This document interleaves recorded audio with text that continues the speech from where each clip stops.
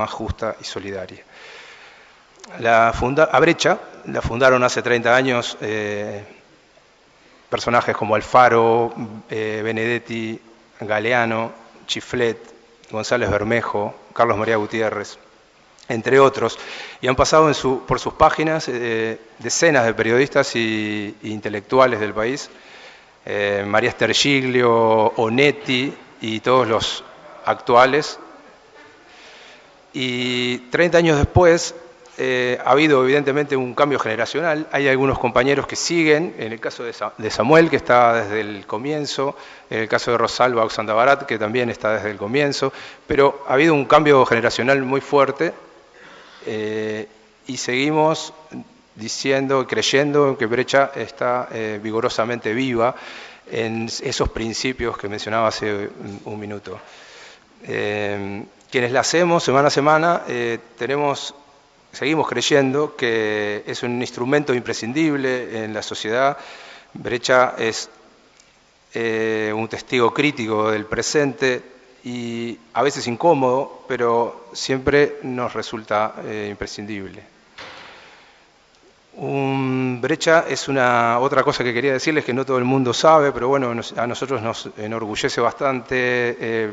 Somos una empresa colectiva desde el inicio, conformada formalmente en cooperativa en 2012. No tenemos, nadie nos dice qué tenemos que hacer, más que el colectivo, digamos, no dependemos de un patrón, no tenemos alguien que nos baje línea, salvo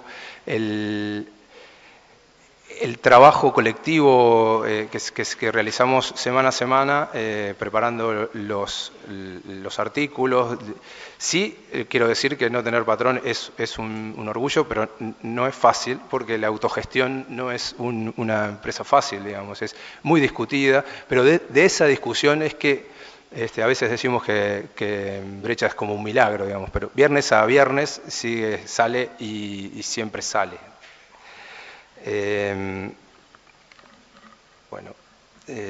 voy a dar pasaje a Samuel, que nos cuente un poco, que él está desde el principio, que nos cuente un poco la experiencia de Brecha y bueno, para lo que lo convocamos, ¿no? La consigna de hoy, que el periodismo independiente en el siglo XXI, que es una frase paraguas con lo que convocamos a esta actividad, y esa fue la consigna que le dimos a los 3 invitados. Le doy la palabra a Samuel Vixen. Muchas gracias por estar aquí.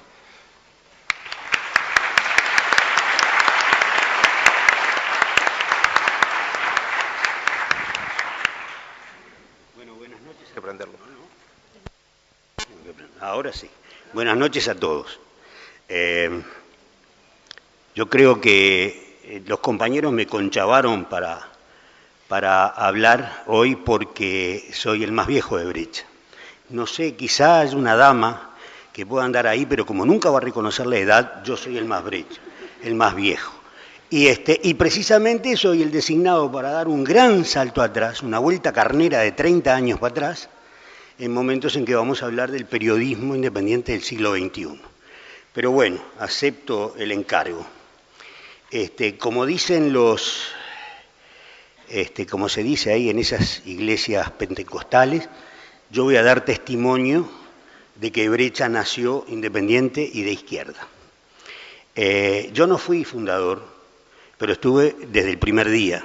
Es una distinción importante porque antes de la salida de Brecha y de la preparación del número 1, hubo un periodo de reuniones muy intensas donde una serie de periodistas que habían regresado al país casi todos, creo que Chiflet fue el único que no tuvo que andar en el exilio, se reunieron para tratar de sacar un periódico con $25.000, que fue lo que pudieron juntar.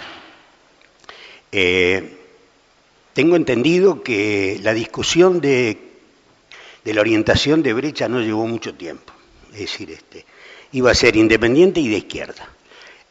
Sí, en cambio, demandó más tiempo el de establecer el nombre de esa publicación, y ahí hubo, se empantanó la discusión hasta que al final, quizá por descarte, surgió Brecha. La idea era sacar Marcha, porque todos esos fundadores tenían un vínculo, algunos vínculos muy fuertes, otros no tanto, con Marcha. Entonces finalmente salió Brecha y salió con un eslogan que decía, por supuesto, los viernes, un eslogan publicitario que implicaba recordar la marcha que salía los viernes.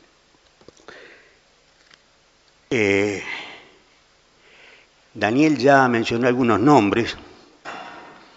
Yo voy a tratar de completar la lista, aunque quizá pueda cometer algún olvido, y eso es producto de mi estrecha relación con el alemán.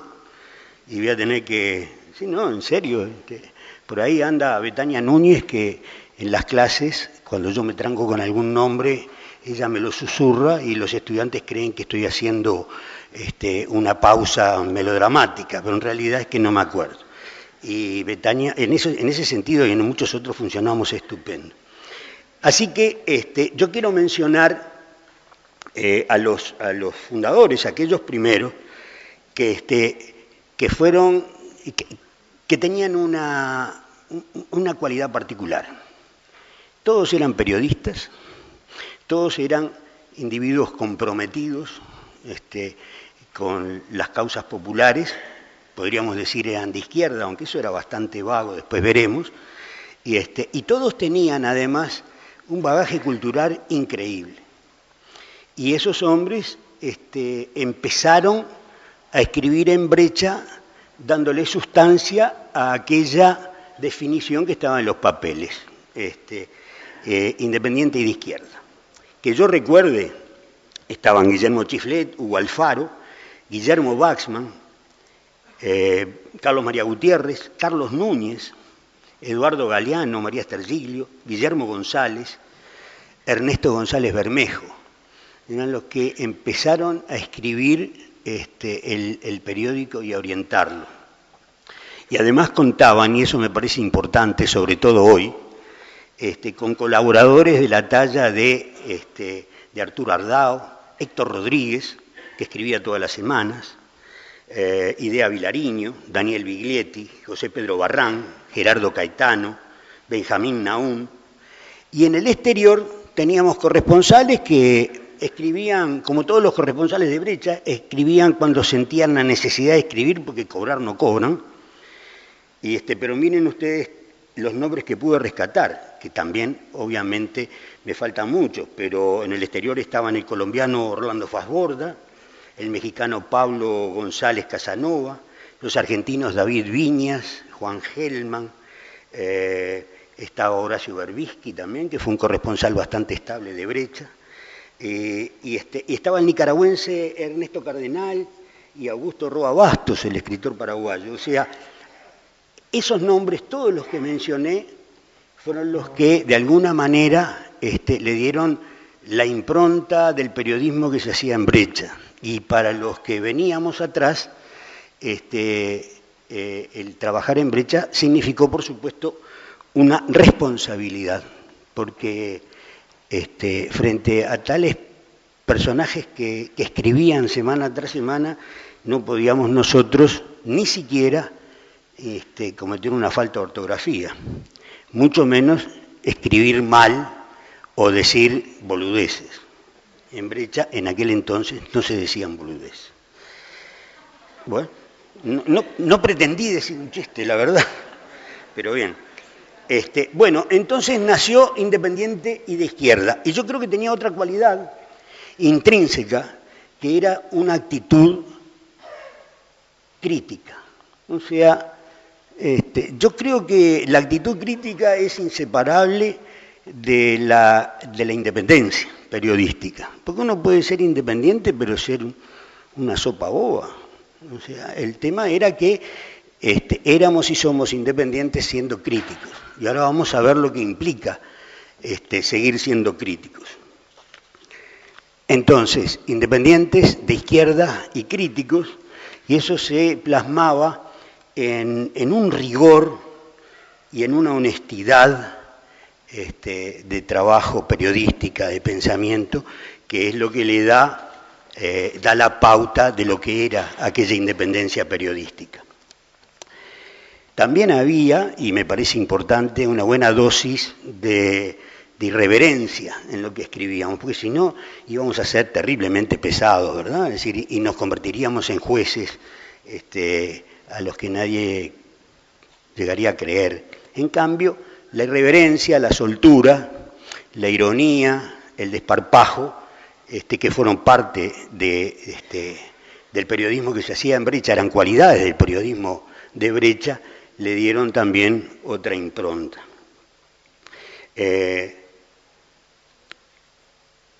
Y para nosotros era muy fácil, en los comienzos, ser independientes, ser de izquierda y ser críticos e irreverentes. ¿Y por qué?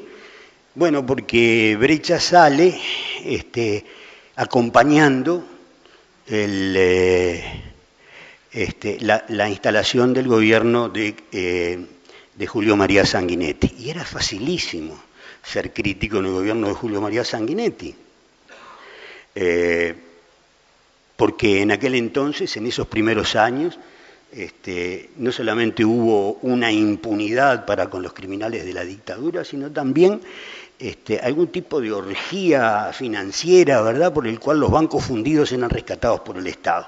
En esas condiciones teníamos el menú hecho y podíamos reiterar los temas sin necesidad de reiterarnos en los planteos, porque todos los días iba surgiendo algo gravísimo para la sociedad que nosotros podíamos criticar con independencia. En las debilidades de una democracia que Galeano definió como democradura, no sé si se acuerdan, en la complacencia con el poder económico de aquí y de allá, no se podía dejar de ser independiente y de izquierda, y sobre todo si se mantenía un mínimo sentido de sensibilidad social. De modo que ya en aquel entonces pudimos comprobar que en nuestro país, no sé en otros, pero en nuestro país, el periodismo es independiente o es comparsa de la manipulación mediática. Y nosotros ejercimos esa independencia durante los primeros años con una total alegría. O sea, era relativamente fácil ser críticos e irreverentes. Éramos una voz débil y por lo tanto irrelevante, sobre todo en un coro de grandes medios que ni siquiera pronunciaban la palabra dictadura. No existía la palabra dictadura para los grandes medios, era el proceso militar o simplemente el proceso. Y bueno, en esas circunstancias nosotros nos fuimos desplegando. Yo diría que también operó para nuestra independencia de izquierda una especie de, ¿cómo le podría? Lo tengo por acá, una especie de indigencia. O sea, hay anécdotas que prueban de que a pesar de los intentos nosotros no nos movimos de aquella independencia. Pero realmente éramos independientes, no teníamos un aviso. Hay, sin embargo, y bueno, y eso aseguraba, es como la señorita que es virgen porque nadie la, ¿verdad? Nadie la seduce. Claro, nadie la seduce, entonces es muy fácil mantener la virginidad. Que yo no sé en este caso que estoy dando, en este ejemplo, si es una cosa positiva o negativa. En el caso del periodismo, sí, era una virtud seguir siendo independientes. O sea que la indigencia ayudó. Sin embargo, tuvimos algunos episodios, como por ejemplo, una vez en medio de aquellos líos bancarios, ¿verdad? De bancos que se fundían y banqueros que se iban al exterior cada vez más ricos o más enriquecidos, donde quedaba un tendal de víctimas que nunca recuperarían sus depósitos, etc. En esas circunstancias, un banco internacional que estaba acá en la plaza, pretendió publicar un aviso de una página a todo color en Brecha, y para nosotros eso era la mitad de nuestro sueldo. pero sí lo condicionaba que nosotros bajáramos los decibeles respecto de nuestro enfoque sobre la crisis financiera. Y Brecha le dijo que no.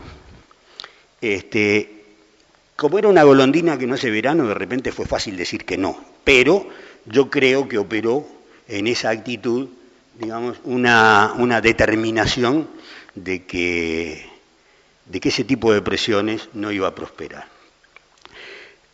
Por lo tanto, nosotros vivíamos en una especie de crisis financiera permanente. Y en ese sentido hubo el gobierno de Sanguinetti, que tuvo que yo no sé por qué en algún lugar de Europa le dicen que es socialdemócrata, no lo entiendo todavía. ¿Quién le puso el título, no? A Sanguinetti. Aunque realmente sí, creo que fue este señor español del PSOE que anduvo armando lío por Venezuela últimamente. ¿Cómo se llama? Felipe González. Pero yo le pedí a Betania, no a ti, bien. No le quites el trabajo. Bueno, en una ocasión nosotros recibíamos solamente, y a cuentagotas, publicidad estatal. Y el gobierno de Sanguinetti fue muy hábil en detectar nuestras crisis, y entonces cuando estábamos en el peor momento de nuestra crisis, el gobierno dio la orden de que las empresas del Estado no nos pagaran la publicidad. Es decir, por razones supuestamente burocráticas no podían pagarnos, y entonces así fuimos postergando el cobro durante unos meses que fue para nosotros terrible. Y una de esas maniobras casi prospera en la liquidación de Brecha, porque la gente no podía seguir trabajando gratis. Algunos compañeros muy valiosos, con gran dolor, tuvieron que decir, mirá, tengo que ir a trabajar a otro lado porque necesito darle de comer a mis hijos, y se fue entendido. Y bueno, casi se producía la defunción de Brecha, pero en ese momento precisamente, y eso es una cosa que es digna de señalar, nos salvó la solidaridad de Eduardo Galeano, que nos dio parte de un premio que él había ganado en Estados Unidos. Y ese dinero, que en los términos de hoy no era mucho, para nosotros fue fundamental a los efectos de sobrevivir. Es bueno recordarlo, ¿no? Bueno, aquella independencia en que en la Fundación estaban los papeles, ¿verdad?, se materializó en la práctica formidable de aquellos periodistas. Y nosotros fuimos heredando aquel hacer periodístico, que yo les decía, tenía rigor y tenía honestidad, y me aventuraría a decir que los criterios con los que nos manejábamos periodísticamente no eran muy distintos a los criterios que se pueden manejar en algún escrito científico, ¿verdad?, académico, solo que no ponemos introducción, discusión, conclusiones, sino que hacemos un relato un poco más ameno. Pero en la esencia, yo diría que cuando el periodismo se atiene a ciertas normas y se hace con rigor, ¿verdad?, y con honestidad, es posible decir que tenemos, digamos, que se puede comparar o se puede decir que tenemos algunos elementos científicos, que son científicos los elementos con los que se hace ese periodismo.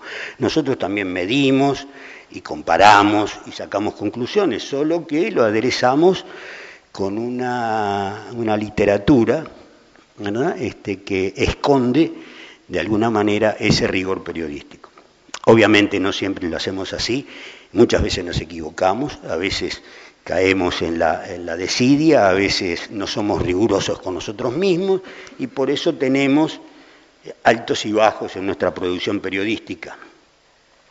Pero siempre tratamos de hacer un periodismo que dejara algo a la sociedad, que esa es la razón de ser del periodismo, ¿verdad?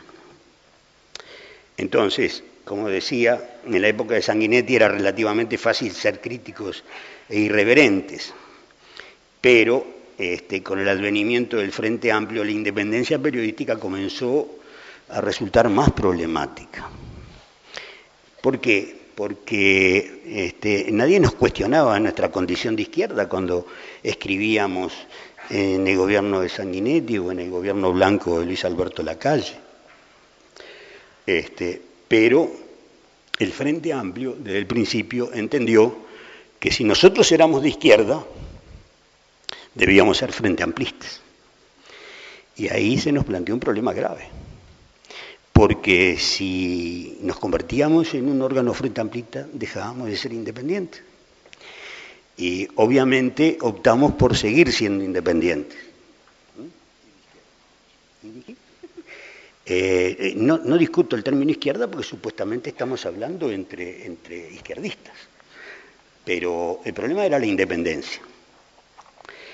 Entonces se nos decía, ¿cómo podíamos ser independientes si éramos de izquierda, con un gobierno de izquierda? ¿Y acaso el Frente no era la izquierda? Bueno, nosotros, aunque de alguna manera habíamos previsto ciertos problemas, nunca llegamos a adelantarnos a la, 5 minutos nada más, a la, digamos, a la fuerza que tenía esa contradicción. Yo creo que, para decirlo, solo Líber Seregni, el general Líber Seregni, fue capaz de entender que podíamos ser de izquierda y a la vez ser independientes. Y él nunca cerró las puertas de su despacho a los periodistas de Brecha. Pero no fue así con el Frente Amplio. Cuando Brecha publicó el título, que armó mucho revuelo, metió la pata, porque Tabaré Vázquez había dicho que él nunca iba a meter la mano en la lata, quizás podía meter la pata, pero nunca la mano en la lata. Nosotros, ante no me acuerdo qué situación o qué circunstancia, dijimos, metió la pata. Y desde entonces Tabaré Vázquez no nos concedió nunca más una entrevista personal, así, cara a cara.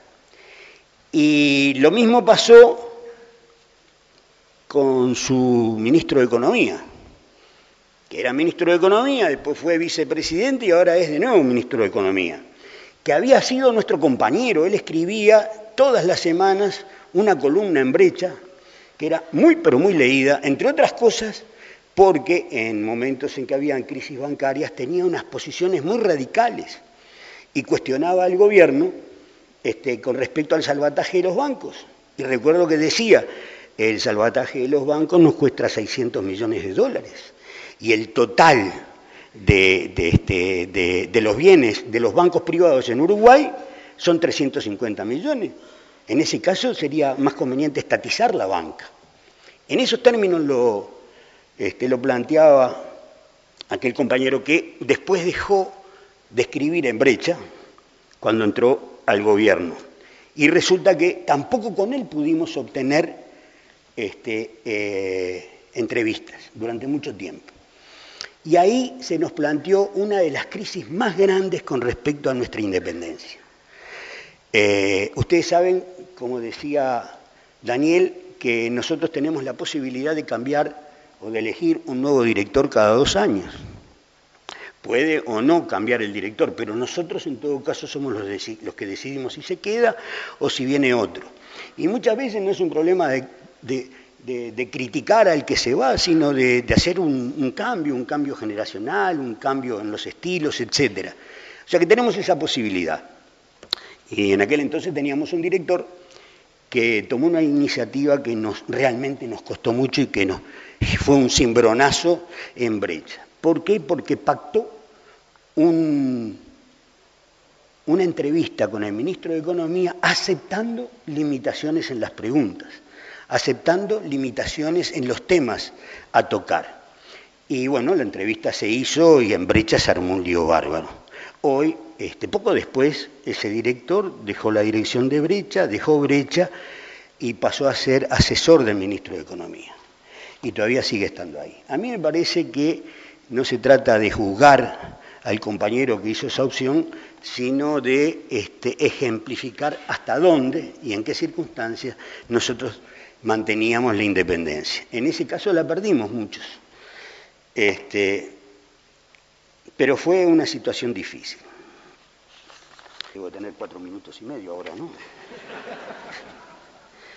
Bueno, esa misma independencia funcionaba al interior de Brecha, donde era posible leer en una página lo opuesto de lo que se decía en la otra. Teníamos independencia para escribir. Quizá puede estar exagerando, pero así fue en ciertas ocasiones. Por ejemplo, cuando los fusilamientos en Cuba, ¿no? Es decir, todos reclamamos espacio para dar nuestra opinión, por ejemplo. Y también ocurrió cuando en Cuba también, en La Habana, el gobierno decretó un cerco a las embajadas porque había no sé qué, la contrarrevolución quería iniciar un movimiento de exiliados y no sé qué. Y Hugo Alfaro, que era que sentía muy hondamente lo que significó el asilo en las embajadas para los uruguayos que eran perseguidos acá, en Argentina, en Chile, adoptó una posición muy crítica de Cuba. Y eso nos costó la pérdida de Idea Vilariño, que dijo que estaba en desacuerdo con esa posición. Lo menciono porque lo que yo llamo la independencia interna también generaba algunos problemas, pero yo creo que eso nos revitalizaba. Yo creo que sigue esa especie de contradicción que se pueden ver en las páginas. Y hay lectores que se divorcian de Brecha una semana y se vuelven a enamorar perdidamente a la otra. Y son así de veletas los lectores de Brecha. Y yo diría, sí, yo redondeo. En la interna, o sea, quiero decir, voy a ir más rápido. En la interna los radicales se enojan con ciertas expresiones posmodernistas displicentes de lo que yo podría llamar los girondistas. Y los girondistas se enojan por ciertos radicalismos innecesarios. No es solamente una cuestión generacional. Hay muchos periodistas jóvenes en Brecha que son muy radicales. Se podría decir que hasta son anarquistas tirabombas. En serio, no es un mote.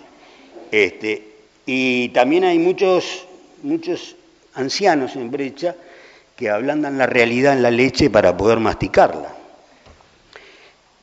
También hay jóvenes envejecidos, muy envejecidos, y viejos obstinadamente rebeldes.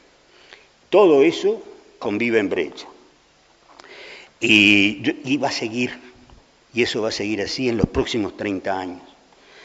Tenemos que pulir la calidad de nuestro producto. Tenemos que encontrar formas inteligentes para llegar a más gente. Pero vamos a tener que preservar esa independencia y esa actitud crítica, ¿verdad? Y, por supuesto, la mirada de izquierda.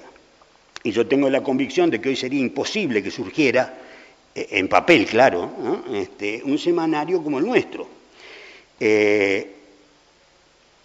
con gente, con periodistas dispuestos a trabajar casi gratis y seguir haciéndolo por inercia, sobreviviendo, lo digo por experiencia, en agonía permanente, en una especie de CTI mediático. Pero estoy también convencido de que si surgiera, sería exactamente igual que a Brecha, con sus fortalezas y debilidades, empecinadamente crítica e inclaudicablemente independiente. Gracias.